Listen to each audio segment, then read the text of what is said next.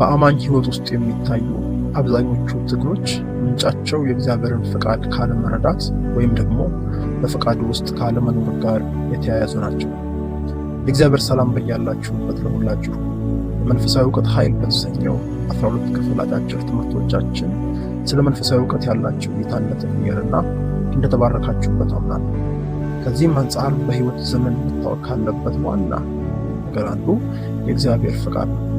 ዛሬ ይህንን ሀሳብ የምናጠናበትን አንደኛ ክፍል እንጀምራለን። ሙሉን እየሰማችሁ ለሌሎች እያጋራችሁና ሀሳባችሁን በኮሜንት እያሳወቃችሁ ቤተሰብነታችሁን እንድትቀጥሉ አበረታታለሁ።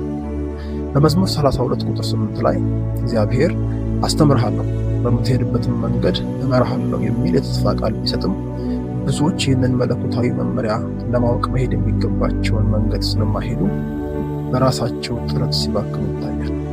በያዕቆብ 4:13-15 ላይ እንደተገለጠው ብዙ አማኞች ጌታ ቢፈቅድ እና ብንኖር ይህን እናደርጋለን ከማለት ይልቅ በገዛ ፈቃዳቸው ስለሚታመኑ ለጭንቀትና ለውድቀት ይዳረጋሉ። ፈቃዱን ሳናውቅ ደግሞ ሐሳቡን ልንከተል አንችልም። እግዚአብሔርን ፈቃድ አለመከተል ደግሞ በዮናስ ምዕራፍ 1 ላይ እንደምናየው ትልቅ ማዕበልና መናወጥ በሕይወታችን ላይ እንዲመጣ ያደርጋል። ይህም እግዚአብሔር ካዘጋጀልን ሰላም ያጎድለናል። ስለዚህ ዛሬ የምንጋፈጣቸው ብዙዎቹ ውጥረቶች በእርሱ ፈቃድ ውስጥ ያለ መገኘት ውጤት ሊሆኑ ይችላሉ ማለት ነው። እግዚአብሔር ለሕይወታችን ያለውን ፈቃድ መፈለግ አማራጭ ሳይሆን የግድ አስፈላጊ መሆኑን መረዳት ይገባናል። መጽሐፍ ቅዱስ በሆሴዕ 4:6 ላይ ሕዝቤ እውቀት ከማጣቱ የተነሳ ጠፍቷል እንደሚል የእግዚአብሔርን ፍቃድ አለማወቅ ለጥፋትና ለባከነ ሕይወት ይዳርጋል ማለት ነው።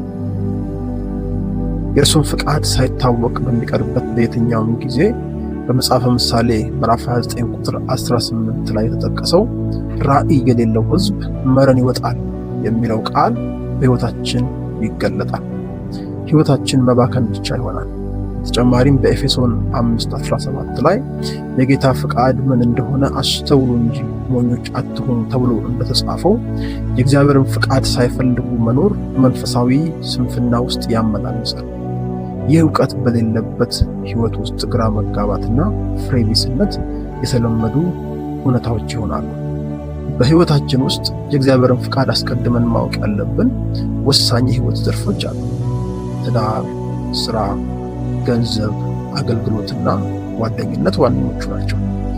በትዳር ውስጥ የእግዚአብሔር ፍቃድ አስፈላጊ የሆነው ትዳር የክርስቶስንና የቤተ ክርስቲያንን ምሳሌ በመሆኑ እግዚአብሔር በዚህ ዘርፍ የሚፈልገውን በቅድስናና በፍቅር የተመሰረተ ለክብሩ የሚሆን ትውልድ የሚተካ አንድነት ነው።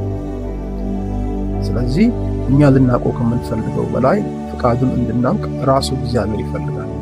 በስራና በሙያ ዘርፍ ደግሞ እግዚአብሔር የሚፈልገውን ዓላማ ብልጽግና ብቻ ሳይሆን ስራችን የእርሱን ማንነት የምንገልጥበትና ሌሎችን የምናገለግልበት መድረክ እንደሆነ ነው።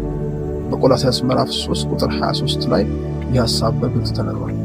በገንዘብ አጠቃቀም ላይም የእርሱ ፍቃድ የሚያስፈልገው እግዚአብሔር እኛን የሀብቱ ባለ አደራ እንድንሆን ስለሚፈልግና ገንዘብ ጣዖት እንዳይሆንብን ለመጠበቅ ነው። ይህንን ሐሳብ በሰፊው በማቴዎስ ምዕራፍ 6 ቁጥር 24 ላይ ልናገኝ እንችላለን። በአገልግሎት ጥሪ ዘርፍ ደግሞ እያንዳንዱ አማኝ በራሱ ፍላጎት ሳይሆን በእግዚአብሔር ምርጫና ጸጋ እንዲንቀሳቀስ ይፈልጋል። ምክንያቱም እግዚአብሔር የሚፈልገው በሰው ኃይል የሚሰራ ድካም ሳይሆን በቅዱስ መንፈስ የሚመራ ፍሬያማነት ነው። በመጨረሻም በጓደኝነትና በማህበራዊ ግንኙነት ውስጥ የእግዚአብሔር ፍቃድ ማወቅ አስፈላጊ የሆነው በአንደኛ ቆሮንቶስ ምዕራፍ 15 ቁጥር 33 ላይ እንደተጻፈው መጥፎ ባልንጀርነት መልካሙን ዓለም ያጠፋል ስለሚል ከዚህ አንጻር ሕይወታችንን በፈቃዱ መንገድ ለመምራት ነው። በዚህ ዘርፍ እግዚአብሔር የሚፈልገው ብረት ብረትን እንደሚስል በምሳሌ 27:17 ላይ እንደተጻፈው እርስ በርሳችን በመንፈሳዊነት የምንተናነጽበትና ግንኙነታችንን ጠንካራ ዓለት ላይ የምንተክልበትን እውነት ለማስጨበጥ ነው። በእነዚህና በሌሎች የሕይወት አቅጣጫዎች የእርሱን ፍቃድ አውቆ መጀመር ማለት ሕይወትን በማይናወጥ መሰረት ላይ መገንባት ማለት ነው። ከዚህ አንጻር 4 መልካም ዜናዎችን አንስቼ ላብቃ። አንደኛ፣ እግዚአብሔር ፍቃዱን ለእኛ ለመግለጥ ዝግጁ ነው። እግዚአብሔር ፈቃዱን የሚደብቅ ሳይሆን እኛ ለማወቅ ከምንፈልገው በላይ እርሱ ለእኛ ለመግለጥ ይፈልጋል። እርሱ መሪ ነው። መሪ ደግሞ ተከታዮቹ መንገዱን እንዲያውቁ ይሻል።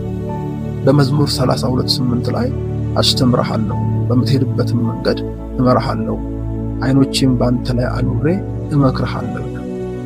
ሁለተኛው መልካም ዜና የእግዚአብሔር ፈቃድ ለእኛ ደህንነት እንጂ ለክፋት አለመሆኑ።